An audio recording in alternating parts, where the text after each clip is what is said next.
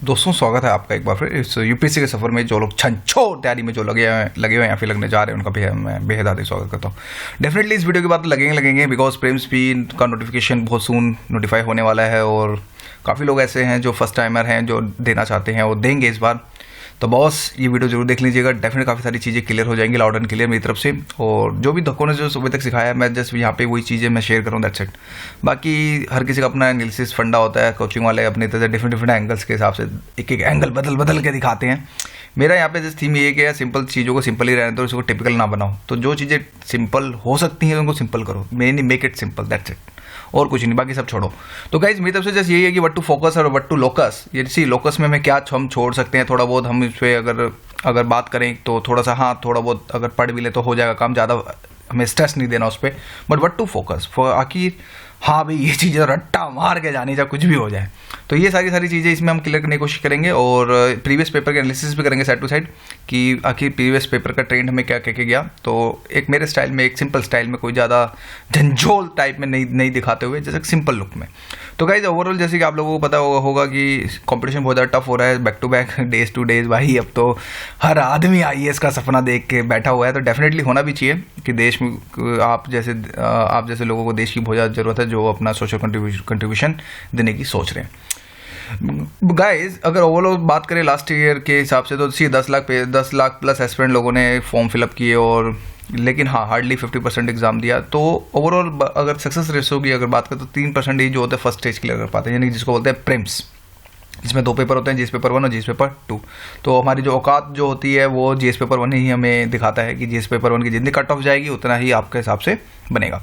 तो गाइज इस all about the locus and focus फंडा कि कुछ ऐसे एस्पिरेंट्स होते हैं जो दिन रात स्टडी कर रहे हैं, ऑफकोर्स 12-12 घंटे तक स्टडी कर रहे हैं लेकिन क्रैक नहीं कर पा रहे। एक स्मार्ट अप्रोच का बंदा ही होता है यार, 8 घंटे मस्ती मारते हुए पड़ता है, उसका हमेशा से प्रीम्स क्लियर क्रैक हो जा रहा है। तो ये overall all about the locus and focus, ये एक्चुअली पब्लिक एड का टॉपिक है, तो उसी को मैंने यहाँ पे यूपीएससी प्रीम्स में डाल दिया कि वही लोकस और फोकस भी एक चीज़ है और ये प्रिंसिपल्स डेफिनेटली यहाँ पे भी हम लागू कर सकते हैं। तो फर्स्ट ऑफ ऑल हम ये देखने की कोशिश करेंगे कि फर्स्ट ऑफ ऑल एनालिसिस क्या गया 2016 का। 2016 का अगर ओवरऑल अगर बात करें, अगर मेजॉरिटी देखें, थोड़ा सा पहले हम 2016 देखेंगे, फिर 2013 देखेंगे, फिर डिफरेंस देखेंगे, फिर इसके हिसाब से हम इस वीडियो को आगे बढ़ाएंगे। 2016 में ये कह के गया कि बहुत करंट अफेयर को हल्के में मत लेना, ना तो ये आपकी बजा देगा अच्छे से।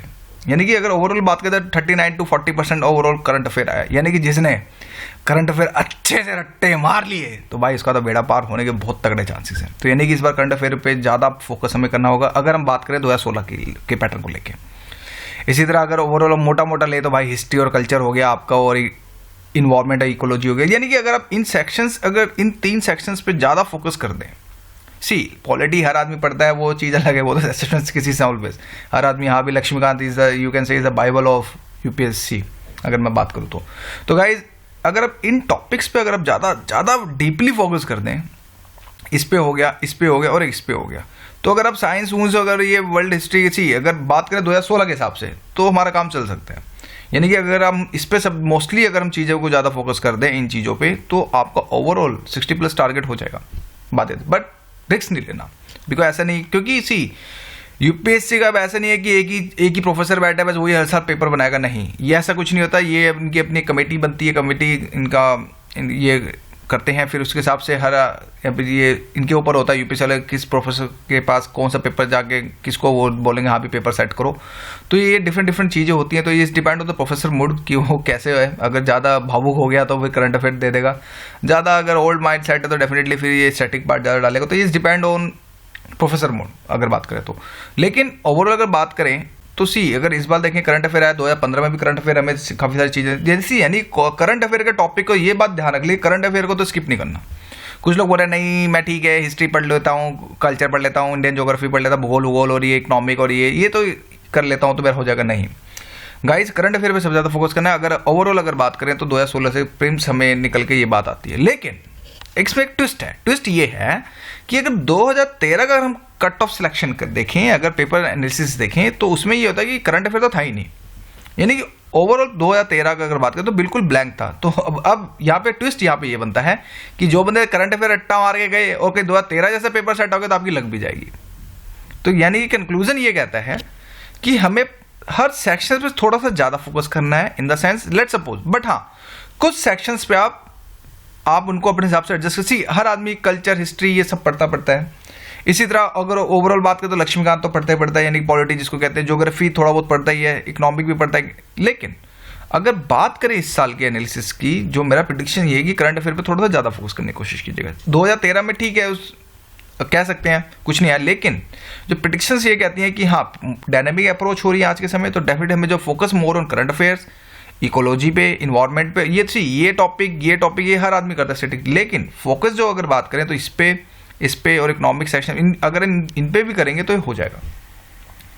तो गाइज अगर सीसेट 2 की बात करें, अगर 2016 के एक डीप एनालिसिस की बात करें, तो डीप एनालिसिस में ये कहता है कि 40% अप्रोक्सीमेटली करंट आया, ऑर्गेनाइजेशन से रिलेटेड यानी कि इंटरनेशनल जो मैंने इस वीडियो में कवर कर रखा है, तो ये कुछ 10% आया, इन्वायरमेंट से रिलेटेड कुछ 11%, इकोनॉमिक्स से लेके 10%, पॉलिटी से 5%, ज्योग्राफी से 3%, साइंस से 5%, मॉडर्न हिस्ट्री से कुछ 6%, मिडेवल से आपका 3% आया और एशियन से 4% आया, कल्चर से 3%। यानी कि यहाँ पे एक बात ये निकलेगा कि आपको मॉडर्न हिस्ट्री बहुत ज़्यादा अच्छे से पढ़नी है, आपको यहाँ पे एक ये चीज़ समझ आ जानी चाहिए। दूसरी बात, हमें इन्वायरमेंट और इकोनॉमिक तो पढ़ना ही पढ़ना है, लेकिन मॉडर्न हिस्ट्री पे ज़्यादा फोकस करना है। ऑफकोर्स ईजी भी है, चीज़ें समझ आती हैं, ऑफकोर्स हमारे मेंस में भी काम चीज़ें आती हैं, तो इसके हिसाब से आपको लेके चलना है। मैं अगर स्टैंड की बात करते हैं तो बॉस फोकस मोर ऑन आप करंट पे ज़्यादा लें और साइड टू साइड इन्वायरमेंट को ज़्यादा लें। ये 2 टॉपिक तो ऐसे कि यहाँ पे मैक्सिमम चांसेस होते हैं क्वेश्चन हिट होने के, यानी कि आपको अगर चीज़ें पता है तो ऑन द स्पॉट आपका आंसर निकल जाएगा, अदरवाइज घूमते रह जाओगे। अब इसमें क्या होता है, मॉडर्न हिस्ट्री आप कुछ एलिमिनेशन राउंड खेल सकते हैं। अगर आप कुछ आगे की चीज़ें पता है, पीछे की चीज़ें नहीं पता, तो आप एलिमिनेशन के थ्रू खेल सकते हैं, अंदाजा गैसिंग हो सकता है। लेकिन ये टॉपिक ऐसे हैं कि अगर आप कितना भी पढ़ लें, अगर कोई आइडिया नहीं है तो आप इन क्वेश्चंस को नहीं कर पाएंगे, because it's all about your concept. तो ओवरऑल अगर बात करें तो इन चीज़ों पर आप ज़्यादा फोकस करने की कोशिश कीजिएगा। सेट टू सेट गाइस ये बोलूँगा, CSAT paper 2 of course Hindi medium वालों को टेढ़ी कीड़ा आज के समय भी 33% लाना भी इनके लिए बहुत मुश्किल हो रहा है। तो सी ओवरऑल अगर बात करें 15 अगर देखें क्वेश्चंस तो एनालिटिकल रीजनिंग से रिलेटेड थे। अगर आप मोटा मोटा ही ले लें 15 और 14, यानी कि जो आपका मैथमेटिकल रीजनिंग हो गया आपका और आपका ये हो गया। अब इसी के साथ मैथमेटिकल में सी कौन से चैप्टर्स पे ज़्यादा फोकस करना है, like number system, average, percentage ratio, mixture, time distance, time work, algebra. तो गाइस इन टॉपिक्स पे कर लोगे तो आपका काम हो जाएगा। अब ये नहीं कि सारे आप 22 से 23 चैप्टर लेके बैठ गए, मेंसुरेशन तक को भी नहीं छोड़ रहे हो यार। See is all about a smart approach. एक लड़का वही वाली बात है, 12 घंटे करता है नहीं हो पा रहा, लेकिन 1 घंटा 8 घंटे अपने एनालिसिस के हिसाब से आगे बढ़ रहा है तो हो जाता है। तो इन चीज़ों पे ज़्यादा फोकस। सी अब कुछ बंदे बोलते नहीं मैं तो कंपैरिजंस के ऊपर भरोसा रख के बहुत हिंदी मीडियम वालों तुम्हारी लग जाएगी अच्छे से, क्योंकि ट्रांसलेशन कभी पढ़ के देखना चीज़ें समझ ही नहीं आती। इवन दैट हिंदी से ज़्यादा इंग्लिश से ज़्यादा टफ लगता है हिंदी पढ़ते समय, ऐसा लगता है, ऐसा फील होता है कि भाई बोला क्या इस पेपर में, बंदे ने बोल क्या दिया, ऐसे वर्ड जो हमें नहीं पता। तो खैर, तो गाइस इस चीज़ को आप ये याद रखिएगा कि मैथ्स के अंदर आपको ये mostly number system, average, percentage ratio, mixture, time distance और टाइम वर्क और अलजेब्रा, आपको इस पे ज़्यादा थोड़ा सा फोकस करने की कोशिश कीजिएगा। तो खैर आगे चलते हैं। भाई दोस्तों ये बोलूँगा कि हमें ऑफिशियल लगने की जरूरत नहीं है यार, we are not a coaching वाला, something like that, we are not a paid test series like website. हम जैसे एक हेल्पिंग हैंड है, हम लोगों को जैसे यही है कि थोड़ा सा बूस्ट मिलता रहे, दैट्स इट, और कुछ नहीं है।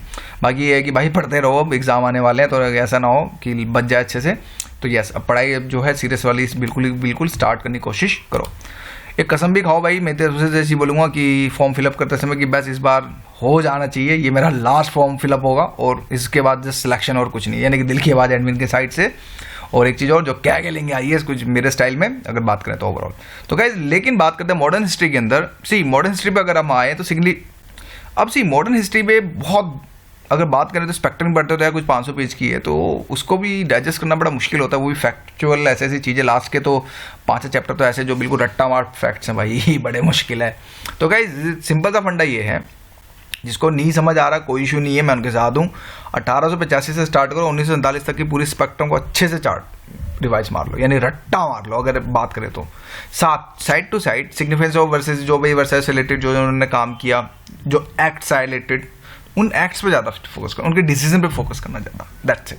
बाकी जो बंदे डाइजेस्ट नहीं कर पा रहे हैं, लाइक बीटेक होल्डर्स, अगर बात करें मेडिकल साइंस वाले बंदे, like commerce background like me as well as की हिस्ट्री बड़ी मुश्किल है, तो गाइस इन पे ज़्यादा फोकस करना तो आपको काम बन सकता है। जहाँ रेशो होता है कि मोस्टली जो क्वेश्चन होते हैं, अगर 4 क्वेश्चन आएंगे तो 3 क्वेश्चन ये हो सकते हैं, होते भी हैं कि 1885 लेके 1947, और इन 2 टॉपिक में कहीं ना कहीं डायरेक्टली इनडायरेक्टली हमें देखने को मिलते हैं। यानी कि एजुकेशन एक्ट आ गया, कुछ एक्ट आ गया, तो वहीं से हमें डायरेक्टली इनडायरेक्टली हमें देखने को मिलते हैं। तो ओवरऑल अगर बात करें तो 1885 से लेके चलते हैं तो हाँ 3 क्वेश्चन में से हमें देखने को मिलेंगे। और सेट अगर बात करें एक क्वेश्चन के बाद कुछ आ जाए तो यार एटलीस्ट 3 को तो पकड़ो पहले, आप एक के पीछे क्यों भाग रहे हो? नहीं समझ आ रहा कोई नहीं यार, एटलीस्ट सी। अब चीज़ें यहाँ पे होती है, जब चीज़ें समझ नहीं आती तो लैक ऑफ इंटरेस्टिंग स्टार्ट हो जाती है कि यार छोड़ो यार, देखते हैं अभी बाद में। तो ये सारी फीलिंग्स हमें देखने को मिलती हैं। तो अपना इंटरेस्ट जगाने के लिए इन चीज़ों पे फोकस करो तो डेफिनेटली काम हो जाएगा। इसी तरह गाइस अगर बात करें कल्चर से रिलेटेड, सी एशियन हिस्ट्री अगर बात करें कल्चर से रिलेटेड, आप मौर्य पढ़ लो, गुप्ता पीरियड पढ़ लो, चोला पढ़ लो और विजयनगरा पढ़ लो। साइड टू साइड जैनिज्म इस पर ज़्यादा फोकस करना, बिकॉज बुद्धिज्म से आ चुका है क्वेश्चन अब लास्ट प्रीलिम्स में, तो इस वजह से जैनिज्म पे ज़्यादा फोकस करना। इसी तरह 8 classical dance, music, painting, temple architecture, that's it. अगर आदमी एडजस्ट नहीं कर पाए तो इन पे ज़्यादा फोकस करना है, क्योंकि यहीं से क्वेश्चन जो सिलेक्शन से बहुत ज़्यादा निकलने के चांसेस होते हैं। और सेट टू साइड मिडिवल के अंदर भाई मैं ये बोलूँगा Akbar plus bhakti cult plus Sufism, very important this time as well as, because IS का एक तो इशू है ये शायद। और सेट टू साइड अभी हाल ही में अगर देख सकते हो तो पाकिस्तान के अंदर भी जो अटैक्स हुए सूफीनिज्म से रिलेटेड, ये जिस वजह से ये कहीं ना कहीं में डायरेक्टली इनडायरेक्टली हमें क्वेश्चन देखने को मिलता है। साथ में मुगल प्लस दिल्ली का एक्चुअली रिवेन्यू सिस्टम पढ़ना, इनका क्या रिवेन्यू सिस्टम होता है, मुगल और दिल्ली सल्तनत का अगर बात करें एडमिनिस्ट्रेशन क्या है, इनका प्रोसेस क्या है, कैसे क्या हुआ, और अमीर खुसरो को जरूर पढ़ लेना। प्रोबेबिलिटी के लिए बहुत यहाँ पे कोई आइडिया नहीं है to be frank, because is depend on the professor mood कि प्रोफेसर क्या कह के जाता है। बट हाईली जो टॉपिक्स हैं, अगर कुछ अच्छे टीचर ने बनाया, कुछ अगर सेकुलर बंदा है तो डेफिनेटली इन चीज़ों में निकाल देगा वो। तो इस वजह से इन टॉपिक्स पे ज़्यादा फोकस करेगा, यहीं से क्वेश्चन में डायरेक्टली इनडायरेक्टली कहीं ना कहीं से देखने को मिलते हैं। पॉलिटिकली जैसे ये बोलूँगा गाइज लक्ष्मीकांत ही बेस्ट है, और सेट टू सेट जैसे ये बोलूँगा कि रट्टा मारो अनऑफिशियल में और लर्न करो ऑफिशियल में स्टाइल में। अगर बात करें तो रट्टे पे ज़्यादा विश्वास रखो। सी फंडामेंटल राइट्स हो गया और फंडामेंटल ड्यूटीज़ होगी और DPSP हो गया, ये तो सी इनको तो अच्छे से रट्टे मार के जाने हैं, इसमें कोई कंप्रोमाइज़ नहीं। जैसे कि आर्टिकल नंबर 51 भाई किसका है, इंटरनेशनल ऑफ पीस, ये क्वेश्चन आ भी चुका है। तो कुछ ऐसे आर्टिकल्स भी जो डायरेक्टली उठा के दे देंगे तो यस, तो इस वजह से आप बिल्कुल चौंकिएगा मत। ये हमें सारी चीज़ें हमें ऐसी चीज़ें हमें याद रखनी पड़ेंगी। इसी तरह guys constitution bodies and non constitution body का एक सिंपल सा एक बड़ा सा चार्ट पेपर लो, उसके ऊपर एवरीथिंग उसका भाई ये लिखो कौन इलेक्ट करता है, कौन डिस्क्वालीफाई करता है, कुछ इस तरह के थिंग्स आप कॉन्स्टिट्यूशन बॉडी से कुछ 23 से 24-25 चैप्टर्स हैं, उनको एक चार्ट में बनाओ और जो चार्ट पढ़ो तो आपकी आधी लक्ष्मीकांत तो इसमें कवर हो जाएगी। तो ये एक स्मार्ट अप्रोच होती है अगर बात करें तो ओवरऑल। और इंपॉर्टेंट चैप्टर्स अगर लक्ष्मीकांत देखें तो लाइक अमेंडमेंट भाई बहुत इंपॉर्टेंट है, स्टेट सेंटर रिलेशनशिप बहुत इंपॉर्टेंट है, specially for the taxes as well as, और प्रेसिडेंट तो है ही, पार्लियामेंट होता है, ये जुडिकल गवर्नर, स्टेट लेजिस्लेचर और high court, SC ST special act और PRI पंचायती राज, ये कुछ ऐसे टॉपिक्स जहाँ से कहीं ना कहीं हमें क्वेश्चन घुमा फिरा के देखने को मिलते हैं। तो इन्हीं क्वेश्चन पर हमें सबसे ज़्यादा फोकस करना है। इन द सेंस अगर बात करें आप पूरी लक्ष्मीकांत पढ़ रहे हैं तो जब इन चैप्टर पे तो ज़्यादा चौकन्ने रही हैं कि हाँ ये टॉपिक इंपॉर्टेंट है और हमें इन्हीं टॉपिक्स पे ज़्यादा फोकस करना है। इसी तरह गाइज अगर बात करें तो इंटरनेशनल रिलेशनशिप में see focus more on the compositions, भाई NSG का कंपोजिशन क्या है, UN का क्या है, ब्रिक्स का क्या है, सार्क का क्या है, APEC का क्या है, वन बेल्ट वन चाइना क्या पॉलिसी है। तो इस तरह के गाइस ये आपको सारी चीज़ें देखनी पड़ेंगी। इंटरनेशनल के अंदर भी साइड टू साइड इनके प्रोस कॉन्स पे नहीं घुसना, जैसे इनके कंपोजिशन पे जाइए, इनके हेडक्वार्टर्स किधर हैं, कभी हेडक्वार्टर से रिलेटेड कंसर्न दिस स्टेटमेंट में डाल देगा तो फिर दिक्कत हो जाएगी। और रिपोर्ट्स के लिए ये बोलूँगा कि guys like World Bank ease of doing business छापता है, तो इससे कौन सी रिपोर्ट्स है वो मैंने ऑलरेडी वीडियो दे रखी प्लेलिस्ट में, फॉर द फ्रेशर प्लेलिस्ट में, तो आप वहाँ जाके देख सकते हैं अगर आप देखना चाहें तो। कुछ समय उसका PDF फॉर्म भी मैंने दे दिया है। और ऑल गवर्नमेंट योजना, सी ऑल गवर्नमेंट योजना इन द सेंस जो लास्ट के अगर बात करें कुछ 1 साल के अंदर हुई स्पेशल और कुछ पुरानी योजना as well as like make in India, digital India plan to 2030, ये कुछ इस तरह के कुछ इसरो प्लान जो भी हमें साइंस और टेक के कुछ हमें 2030 के हमें प्लान देखने, तो ये हमें प्लान्स भी देखने पड़ेंगे। और साइड टू साइड डिपार्टमेंट्स भाई किसका कौन सा डिपार्टमेंट किसके अंडर आता है ये बहुत इंपॉर्टेंट होती है। और 18 मंथ्स की अगर बात करें तो वो वाली योजना जो इस belong to the SC ST OBC minority women's old people से रिलेटेड जो है उस पर ज़्यादा फोकस कर लीजिएगा। इसी तरह जियो के अंदर focus more on physical geography in the sense अगर बात करते हैं लाइक सपोज अगर आप रिवीजन करते हैं तो सी 4 times focus more on the physical geography. इसी तरह इंडियन ज्योग्राफी को 3 टाइम और वर्ल्ड ज्योग्राफी को 2 टाइम कर लो, तो बिकॉज फिजिकल ज्योग्राफी से ज़्यादा क्वेश्चन में देखने को मिलते हैं, तो जिससे ये एक रेशो बनेगा हमारा ज्योग्राफी का। और इसी तरह इकोनॉमिक के अंदर बहुत द बेस्ट थिंग यही है कि आप बेसिक कंसेप्ट पे ज़्यादा फोकस करें, फंडामेंटल कंसेप्ट्स पे ज़्यादा फोकस करें, और growth and development, poverty and unemployment, infections और GDP कंसेप्ट, ये तो है ही साइड टू साइड। इस बार जो है बजट इकोनॉमिक सर्वे ज़्यादा फोकस करना है, यानी कि इकोनॉमिक के अंदर ओवरऑल अगर बात करें तो या तो सी बजट से क्वेश्चन निकलेगा, या फिर इकोनॉमिक सर्वे से, या फिर बेसिक कंसेप्ट से, दैट्स इट। या फिर कुछ न्यू टर्म अगर इकोनॉमिक से आ गई तो उन चीज़ों पर ज़्यादा फोकस करना है। और इसमें इकोनॉमिक्स और कुछ है नहीं, बाकी कुछ लोग परसेंटेज याद करने लग जाते हैं, that's not important for us because UPSC concept clarity ज़्यादा मांगता है और विद मोर डायमेंशंस के हिसाब से। तो ये चीज़ें देख लेगा गाइस। साइंस के लिए जो ज़्यादा फोकस करना है 9th और 10th क्लास की बायो और 12th क्लास की बायो के जो 4 लास्ट चैप्टर हैं इन्वायरमेंट से रिलेटेड, उन पर ज़्यादा फोकस करना है। तो इससे भी बोल रहे हैं तो हाँ बोल सकते हो काम हो सकता है। करंट अफेयर के लिए सी अब यहाँ पे 3 रिस्क हैं, like low risk, high risk और मीडियम रिस्क। सी करंट अफेयर के लिए कोई भी आप अपनी मैगजीन लगा सकते हैं जो पढ़ रहे हैं, take a one, no need to buy 2 or 3 यार, it's very difficult to digest all the current affair. तो इस बेटर कि एक को पढ़ो, अच्छे से पढ़ो, बार बार पढ़ो, वही चीज़ अच्छी है। तो लो रिस्क वाले ये बोल सकते हैं कि भाई जिनको हाँ भी हमें रिस्क नहीं लेना, तो मई से स्टार्ट करें, 2016 से लेकर 30 मई तक, 2017 तक आप पढ़ लें। मीडियम रिस्क वाले हाँ ठीक है, ये तो बहुत ज़्यादा हो गया, कुछ मीडियम रिस्क वाले बोल सकते हैं सितंबर 2016 से लेकर 25 मई 2017 तक पढ़ लें। इसी तरह हाई रिस्क वालों को ले, जैसे बोलूँगा थोड़ा सा जो ज़्यादा रिस्क ले सकते हैं, बोलते हैं नहीं यार ठीक है नवंबर से पढ़ेंगे, तो नवंबर 2016 से लेके 25 मई 2017 तक आप पढ़ लेंगे। तो ये आपके अपने हिसाब से एडजस्ट कर लें, आपको कौन सा रिस्क ज़्यादा पसंद है। मैं इस बारे में कोई कमेंट नहीं यहाँ पे करूँगा। इसी तरह guys what about India year book. See guys India year book के अंदर जैसे बोलूँगा some important chapters are like some important chapters only, like government initiative क्या क्या है, गवर्नमेंट की न्यू पॉलिसीज़ क्या क्या है, दैट्स इट। बाकी यार 1000 पेज की इंडिया ईयर बुक को ख़त्म करना ना, बस क्या बताऊँ, बच जाती है अच्छे से। तो इस बेटर कि अपना स्मार्ट अप्रोच लो थोड़ा बहुत, और इंपॉर्टेंट चैप्टर्स पे जब जस्ट हमें फोकस करना है, दैट्स इट, बाकी सब छोड़ो। और टेस्ट सीरीज़ के लिए गाइज कोई भी आप अच्छी सी टेस्ट सीरीज ज्वाइन कर लें, ज़्यादा बेस्ट रहेगा। कोई सी भी करें जैसा भी है आपको लगता है, और must have include sectional test as well as, कि आपको सेक्शनल टेस्ट आपको जरूर देखना है, और उसके हिसाब से कि उस टेस्ट सीरीज के अंदर सेक्शनल टेस्ट जरूर होने चाहिए, बिकॉज सेक्शंस के थ्रू चीज़ आपको समझ आती है आपका कौन सा सेक्शन वीक हो रहा है बैक टू बैक, कौन सा सेक्शन आपका ज़्यादा अच्छा हो रहा है। टिप्स यही है यार दोस्तों की ज्ञानबाजी अगर बात करें तो मेरे की see should always give importance to easy question first while solving the exam, की ईजी क्वेश्चन पर ज़्यादा फोकस करेंगे, हाँ ठीक है हो जाएगा। डिफिकल्ट क्वेश्चन के ऊपर ये नहीं कि आप उलझ गए उस पर टाइम वेस्ट कर दें, ऐसा कुछ नहीं होना चाहिए। और इंटेलिजेंस गैस उसी पे लगाएं जिसको आपको लगता है कि हाँ यह गैस हो सकता है, आपका एनालिटिकल पॉइंट से निकलता है, because otherwise avoid negative marking. और revision is very must for any exam, revision तो जरूर करना है, यानी कि पढ़ लिया और हो गया नहीं, रिवीजन रिवाइज एंड रिवाइज, ये रिवाइज करते रहिए। तो गाइज मेरी तरफ से जस्ट यही था, छोटा सा समझ आया तो लाइक मारना, नहीं समझ आया तो डिसलाइक मार देना, कोई इशू नहीं है। तो गाइज थैंक यू फॉर जबरदस्त support and keep studying and good luck. तो थैंक यू।